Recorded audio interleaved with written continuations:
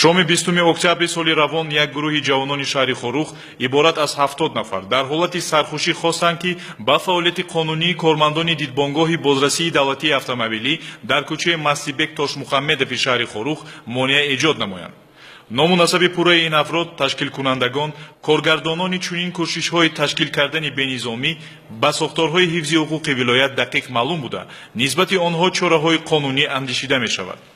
падару модарон, хешу таборон ва ҳар нафаре ки обрӯи хеш, бародарон, хоҳарон ва наздикони онҳо барояшон азиз аст, дар тақдири нафарони гумроҳшуда, бахусус наврасону ҷавонон бетараф набошанд. дар тарбияи фарзандон ва наздикони худ ҳаргиз беэътиноӣ зоҳир нанамоянд.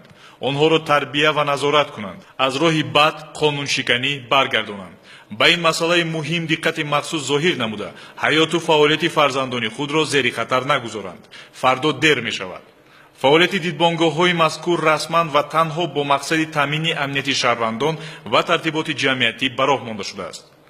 ситод нафароне ки аз қонун бехабарӣ, бесалоҳиятӣ нишон медиҳанд, расман огоҳ ва таъкид месозад.